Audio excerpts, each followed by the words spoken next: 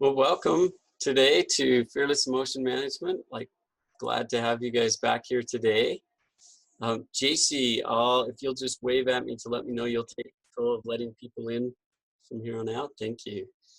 Let her do that. Just a reminder, this is being recorded, so if you don't like your face or voice on recorded, please make sure you turn off your video or audio feed and change your name if you want to. Otherwise, just a reminder that it will be recorded. So hopefully you're here because you want to learn more about managing things like anxiety and depression and maybe suicide, or understand those who struggle with thoughts of suicide. And that's what we'll be sharing with you today. So I want to give a reminder that I frequently share things because we're here at BYU Idaho. I will give thoughts. If you see these thought bubbles, they're references to things that might have spiritual implications, and the interpretation of those things are mine and not the university's and not the Church of Jesus Christ of Latter-day Saints. So we are here to learn how emotional disorders, things like anxiety and depression, PTSD, those are all actually caused by your brain treating emotional threats as if they're physical threats. And what we're going to learn here today, and what we've been learning for the past several weeks, what we'll learn more and more throughout time, is we can actually change it, help our brains begin to differentiate between things that are emotionally dangerous and things that are physically dangerous. So these are the steps, and we've already covered a few of them, but I'll do a quick review for you here. The first step is find yourself and your safety. The first thing we need to do in this process is just recognize when we're having a fear response, and then also follow that up with recognizing that we're safe. This is us using our frontal lobes, right? Our conscious self. This is what I often refer to as the conscious. Without your frontal lobes, you're no longer conscious. We want to become very conscious of these processes that are taking place in our bodies. This is kind of the first step. The consciousness is your neocortex. It's the frontal lobes of your brain. The second step that we talked about for a few weeks involves lower brain regions. Down here, this is non-conscious regions of our brain. And one part that we've talked a lot about is the lizard brain. And I call it the lizard brain because it's a very, very reactive, highly activated part of the brain. If you've ever been around lizards, you know they're really jumpy. So is this part of your brain. So I call it your lizard brain. It does a couple of things for you. If you're in immediate danger, it triggers your fight or flight response. This is sometimes called the sympathetic nerve. It gets the body ready to deal with something, to beat something up or run away. This is the part of your brain also that if the threat is high enough and it says, oh, I don't think we can deal with this threat, then it causes a freeze response. This dorsal vagal parasympathetic nerve gets activated and it shuts the body down, kind of like a hibernation mode. Super helpful if you're in immediate physical danger. These become less helpful when the dangers that we're facing are of an emotional threat or a future threat, in which case we want to get the frontal lobes back involved, and that's what we're here to learn how to do. So easing your lizard brain, you can actually use your body to begin to convince your lizard brain that you're safe, because you are. You can learn how to calm your body, relax your body, and that's what we spent the last few weeks on. Today, we're going to talk about assuring your security guard. So part of the non-conscious region of your brain is your security guard, and that's the part of your brain that's been sending messages to your lizard brain. I call it your security guard because it really is tasked with your safety, and we're going to go a lot more in depth today on how that actually operates. The fourth step of fearless emotion management is learning how to develop hope. And a lot of people think of hope as something metaphorical, and that's one view of hope. Another view of hope is that it's an actual physical structure in the brain. I call this the hope muscle. It's your anterior cingulate cortex, and we'll talk more in depth several weeks from now. We'll talk in depth about how we can actually grow this part of our brain so that hope literally can overcome anything like depression or anxiety or trauma, because it's able to help your frontal lobes communicate with your limbic system or your security guard. So again, we'll talk more in depth about those. If you've missed a few weeks prior to this and you want to learn some more, you can always go to the sites.google.com to get more information. And I'll place this website up again several times throughout our talking today, and you can also remind me if I forget to do that. Okay, so I'm going to switch screens here, because today we're going to talk about the security guard. So just like all of you have a lizard brain, an anterior, or you all have that autonomic nervous system, you also have a security guard. This part of your brain is down in the non-conscious regions. This is actually your amygdala. The amygdala has a couple of functions. Primarily, it's there for your immediate physical survival. There's a couple of rules to follow when you're dealing with immediate survival. The first rule is that pain is bad, so avoid it, and pleasure is good, seek it. So if your security guard sees that you're in pain, it's going to try and get you away from it. Or if it sees that you're having pleasure, it's going to try and get you more of it. These turn out to be incredibly helpful rules for survival, at least immediate physical survival. So there's a couple of tasks that your security guard's going to carry out in order to make sure that this happens. If your security guard sees that you're in pain or that you're experiencing pleasure, it communicates with your lizard brain to get your body activated to get away from the pain or to get more of the pleasure, to move towards it. Either way, your lizard brain gets involved to get you activated. The second thing that your security guard does is it learns. It's an amazing learning machine, right? It's designed to try and make sure that you avoid more pain in the future and get more pleasure in the future. Again, super helpful when it comes to immediate physical survival. And we'll talk a little bit more in depth how that process works. So let's say something painful happens. And when I'm talking about pain, I'm talking about your insula, a part of the brain here that lights up to tell you, hey, something hurtful is going on. If your security guard sees that, or something pleasurable happens. So your nucleus accumbens, you get a dopamine release, something pleasurable happens. Your security guard is watching closely to see if those happens. Then it links that up with whatever you're experiencing, maybe outside your body, or maybe what's happening inside your body in your imagination. So just what you're thinking about. And that's actually how fears are born. So if we were to metaphorically dive in now to your security guard's office, you might find something that looks a little bit like this. We have our security guard watching all these monitors. So there's information incoming from all over, both outside and inside.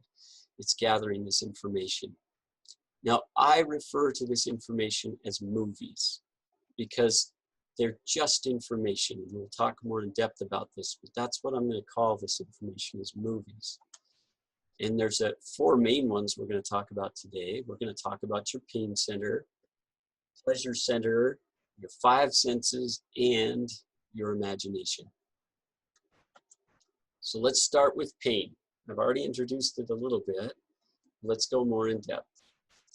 If your security guard sees that your insula lights up, so here we have the insula lighting up, then it's going to activate the lizard brain. And this becomes very helpful for survival. So if you're dealing with something like a toothache, that pain is going to become intense enough that if needed, you'll be able to yank that tooth out. And if anybody's ever had a toothache and there's no dentist around, you know how valuable this can be. Because if we don't get that tooth out, we're going to develop some sort of problem, and it's going to lead to death if we don't take care of it, infection and death. So here we have pain is giving us some really good information to deal with the threat. Here's what's interesting though. the insula does not just light up for physical pain, right? The insula also lights up for emotional pain, for heartache. So this is very literal, and we can observe this a little bit more, how this pain happens, if we look at this little boy. So if you look at this little boy right now, we can actually tell that he's in pain. The way we can tell that he's in pain is his body has been put into the freeze state. Right? His security guard looked out at the environment and said, oh no, this is hopelessly dangerous, and told the lizard brain to shut him down, and it did. He's now in a freeze state. This child, just like you and I, is designed to connect. Right? He can't help it. Other parts of his brain are driving him constantly to connect with others. And if he does not connect, his insula will light up. He will experience pain. And this is every bit as literal as somebody's hitting their thumb with a hammer. The pain is real. It shows up in the brain and the security guard sees it. So in this case, this little boy was in so much pain that his body just shut down. So, and here's a rhetorical question for you, you might want to consider. Does physical pain or emotional pain hurt worse? And hopefully you're getting the idea they hurt equally, right? Now, emotional pain, a lot of people say emotional pain is more difficult to deal with. In the brain, they're equal. Pain is pain in the brain. And if the security guard sees it, it's going to try and avoid it. Okay, let's move to pleasure, a different movie.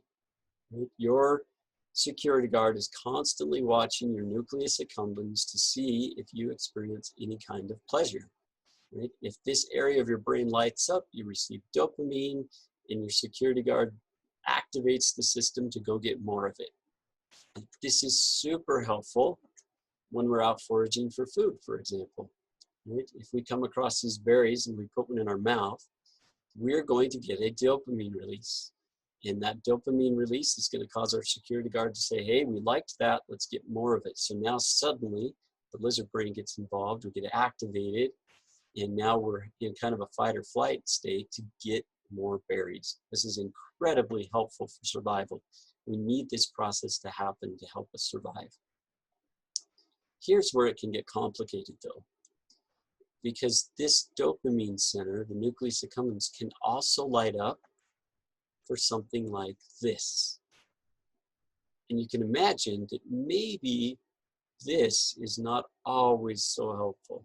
If it's lighting up for something like that, or maybe any of these.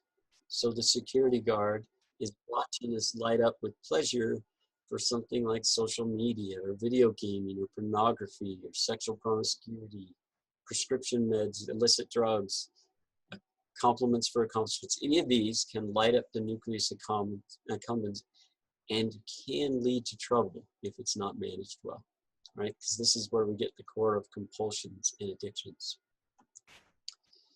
Let's move to another movie, the third movie, the five senses. Your security guard is constantly monitoring the environment both outside your body, and that's your five senses, and inside your body, we'll talk about in a moment.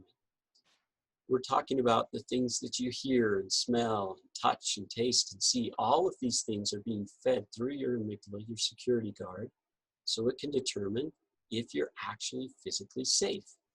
It's trying to use this information, which we'll come back to this, but we want to flood our security guard with actual hard evidence that we're safe. It's one of the strategies we can use.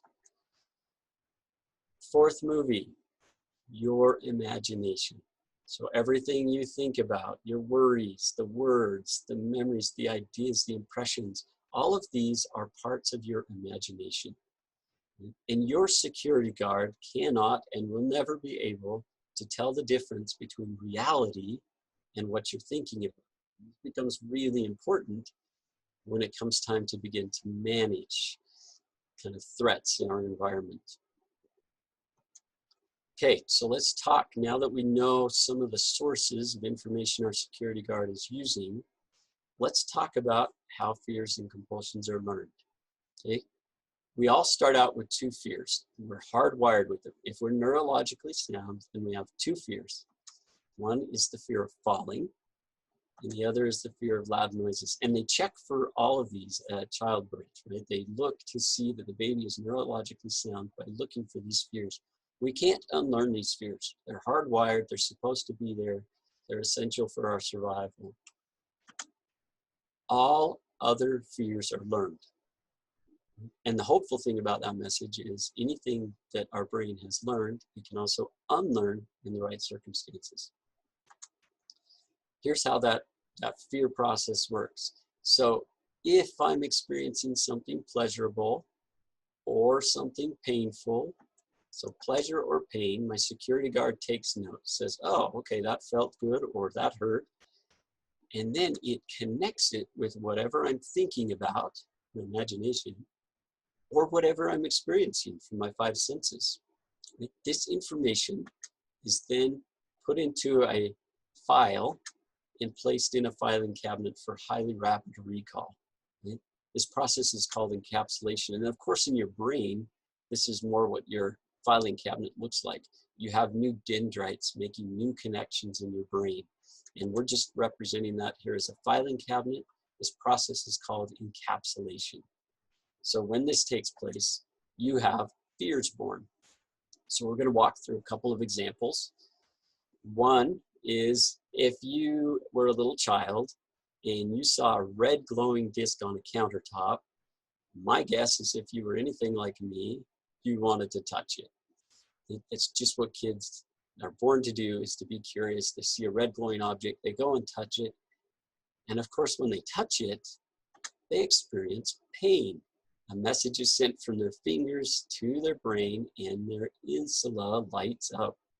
Right? The security guard is right back here watching all of this, and it makes a connection between red glowing objects and pain. This information is encapsulated, and now we have a permanent, or nearly permanent, automated fear of touching red glowing objects. For the rest of this child's life now, it will have a rapid heartbeat anytime it starts to approach a red glowing disc. This is helpful, even essential for survival. So we like these kind of fears. Let's take an example relating to pleasure though. Let's take a caring, compassionate human being and let's give them a compliment for an accomplishment. Maybe we give them a compliment for getting an A, or for doing a good job on a presentation, or for looking good. All of those, because we're social creatures and designed to connect, they actually cause a pleasure release in the brain, a dopamine release in the brain.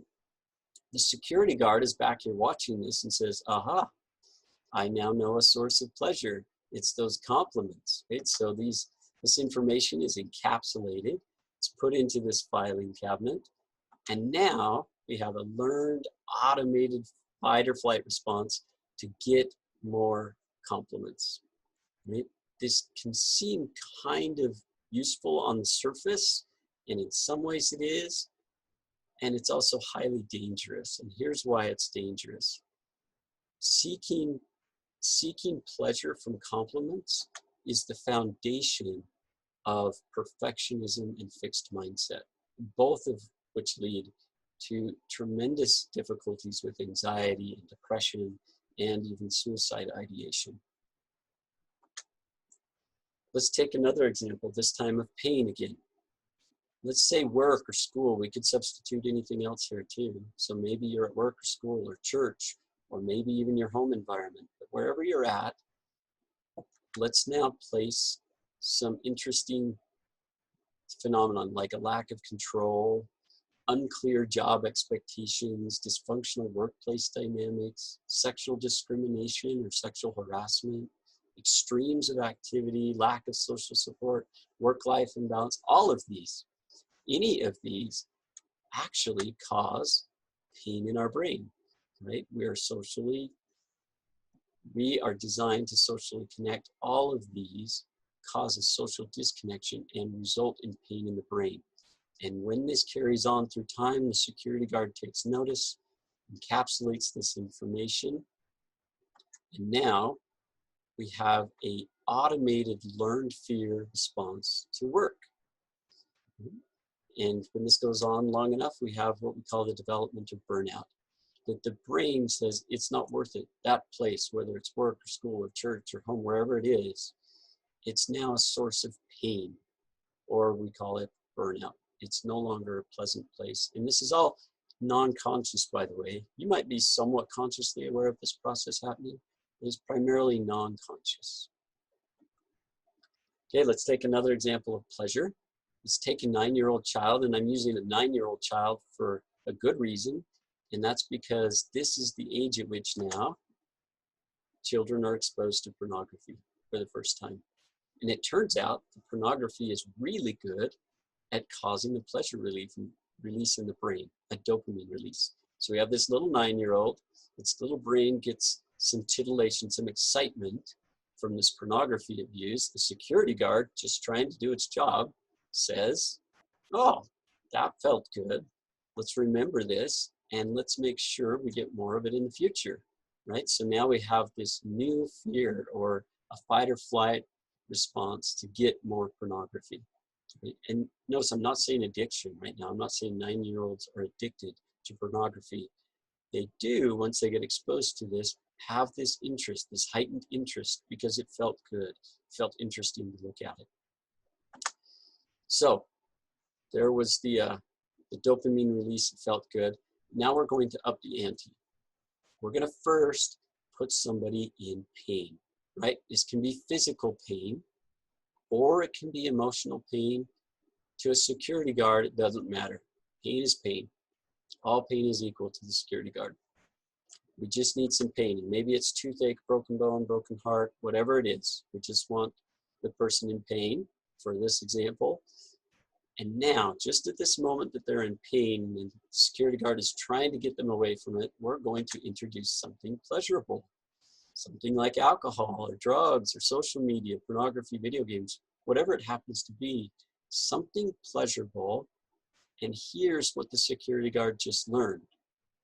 The answer to pain and avoiding pain is this pleasurable thing, right? This information is quickly encapsulated, and now we have addiction because the answer to pain is now pleasure.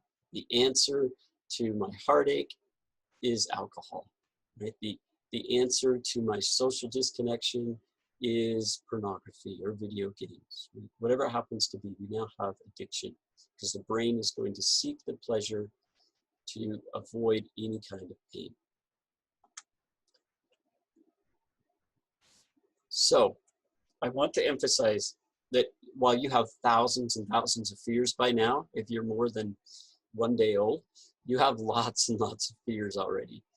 Most of them are serving you. Most of them are very helpful, and we don't want to change them. Some of the fears you learned may have been really useful in your past, and they might no longer be useful. And some of them were never useful in the first place. But what we want to do is anything that you've learned, a fear that you've learned, we can begin to unlearn by learning to assure our security guard. We can actually begin to form a relationship with your security guard. Another way of saying this is we're going to learn to deal with the movies in your mind. Okay, so encapsulation, we got that. We know how we learn fears. Under the right conditions, we can unlearn any fear that we have learned. So, emotional fears, emotional dangers, future threats even, these are all movies in the mind. Why do I call them that? I call these movies in the mind because they're not things that actually immediately physically hurt us. They're things that might hurt us in some ways, but they're not immediately physically hurting us now. I want you to just notice what kind of reaction you had to this image as it popped up on your screen. If your security guard is anything like mine, it saw this image, and within 300ths of a second, it had called up your lizard brain and got your heart beating a little faster because it was time to either punch these dolls in the face or run away from them. Or maybe for some of you, it was to freeze, right? In any case, your security guard immediately had this threat. And way before you could even think about it, just like for my brain, you were having a fear response. That's fine. But what's really helpful is to quickly recognize that I'm in no danger at all. While these dolls are freaky, they're not actually immediately dangerous to me because they're just an image, right? And now they're just an image in my mind or a movie in my mind. So it's very helpful. So even if I'm quickly startled by the image, to very quickly reassure my security guard, oh, yes, scary image, and it's just an image. We're in no danger. And I can use my frontal lobes to assure my security guard that I'm safe. So let's talk about some of the things that might startle you, some of the things that might cause your security guard to generate a fear response when you're actually not in immediate physical danger. Right? So some of those might be terrifying memories. Some of us have had some really bad things happen to us in the past, whether it was some sort of abuse that happened or some sort of accident, a sexual assault, some other kind of assault. Maybe you've been in other terrible circumstances. These terrifying memories, those things that happened were real, and you needed to respond to those during that time. Now, they're memories. And a security guard cannot tell the difference between memory and things that are happening right now. So one of the things we want to begin to do, is help the brain, help the security guard begin to differentiate things that did happen and were dangerous from things that we're just remembering that were dangerous. Fears about the future. Some of you are gifted at worrying. Some of you are able to hear about some event taking place and instantly come up with 20 reasons somebody might get hurt or harmed in that way. And this actually turns out to be a really nice gift, right? Some of you are gifted at worrying. And I call it a gift because if it wasn't for worriers, our society would fall apart. We need people to worry about the future. What's not helpful is when the security guard starts thinking that the thing you're worrying about is happening right now and is threatening you or a loved one right now in this moment, is about to harm you. That's no longer helpful.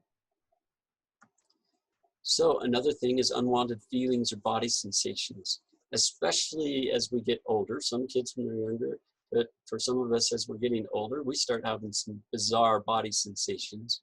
And it's very easy for our imaginations to get a hold of those and go, oh no, something terrible is happening inside of me.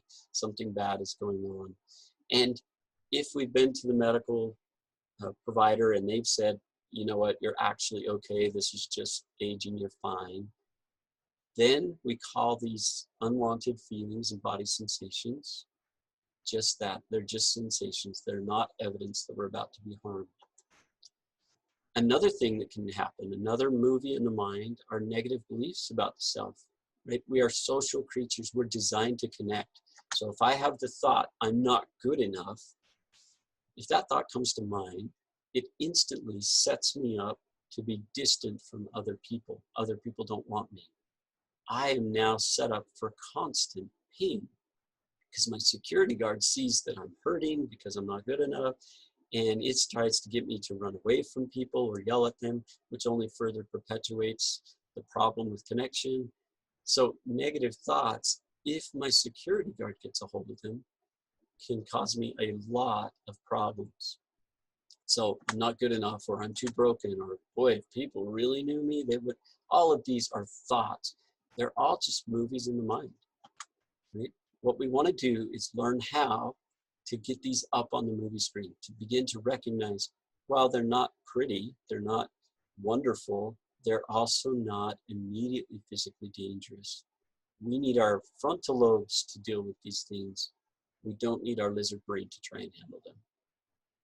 So I want to give you one strategy today before I close. So here in about 5 minutes, and by the way, I forgot to mention, if you have questions, I hope you're writing them down, because here in about 5 minutes, I'll open it up to take your questions. Well, so I'm going to give you one strategy right now. And I can promise you that this strategy will work. What I can't promise you is that it will work tonight or tomorrow or the next day. That this is a strategy that we've known for a long time works with those, and even with combat veterans, is a lot of the research that we've done, that we can actually change the relationship with the stuff that happens in your mind, those movies. So this is how you do it. It's just becoming very conscious of the non-conscious. And it's by saying, if you're alone, saying it out loud. If you're with others, saying it in your mind out loud. Oh, I'm experiencing feeling sad, right? Feeling sad is not immediately physically dangerous. Feeling sad is a cue that some relationship likely needs to be worked on, or we're feeling sad about the loss of connection. It's not evidence that you're in immediate physical danger. So it's helpful to just notice, oh, it's the experience of feeling sad. It's a movie in the mind. Or maybe you have that heavy chest sensation. Oh no, there's that chest sensation. That's really scary. Oh no. If you've already been to the medical provider and been checked out, it's just a movie, right? It's just a sensation in your body. It's not evidence that you're about to die. It's just a movie in your mind. Or maybe you can say this, oh, there's that being bullied memory, right? Or whatever that memory is, but become very conscious. It's just a memory. It's something that probably really did happen. It's not happening now, so it's just a memory. It's just a movie. Right? Or I'm having the thought that I'm an ugly loser. Right? This is also an effective strategy. We want to just begin to recognize that it's a thought. We don't have to try and get the jury out to decide, am I really an ugly loser? It's just a thought. Is it helping me? Probably not. So just becoming aware that I'm having the thought is very powerful. What we're doing with all of these is becoming very conscious of non-conscious processes. And to do that, we have to activate the frontal lobes. When we activate the frontal lobes in these circumstances, over time, we literally change our neurological wiring. And so I can't say when this will happen for you. For some people, it might happen in a few days or a few weeks. For others, it could take maybe a few months or a year. But continually practicing becoming conscious of these non-conscious processes actually does begin to rewire the brain slowly and surely, until finally one day you notice that that thought or that memory that used to scare you is now just a memory or just a thought. I worked at the VA hospital in Salt Lake City for a number of years, and I had a Vietnam veteran share this poem with me. He said, thoughts are the serpents that slither up our spines. You've got yours and I've got mine. First we can't think, and then we can't feel, because we're too busy thinking our thoughts are real. Again, another way, another metaphor to help us understand thoughts really are just neurological impulses in the brain. They're not evidence that you're about to die. They're just thoughts. They might contain some really good information, but if they do, we need frontal lobes to deal with it. Our lizard brain doesn't have anything other than to beat something up or run away from it or freeze, none of which are usually helpful for emotional pain or future threats. So, and just a shout out to the Vietnam veterans or anybody who puts themselves in actual physical danger to protect our freedom. I'm very appreciative of those who are able to do that sort of thing. So for today, I'm going to invite you to maybe take this on as some sort of something that you can begin to practice this week. That once you have gone through the first two steps we've learned about previously, so once you've eased your lizard brain so that you have blood flow back in your frontal lobes, then change your relationship with your emotional fears. And you can do this by just beginning to become aware that thoughts are just thoughts. They're just movies in the mind. So whether they're thoughts or memories or feelings or body sensations, they're just movies in the mind. practice becoming very aware of that. And it will literally, through time, we'll talk later, the part of the brain that does get rewired, but it literally begins to rewire your brain. You're literally forming a new and better relationship with your own security guard. So I'm going to change screens back to here. And I would like to open it up for questions now.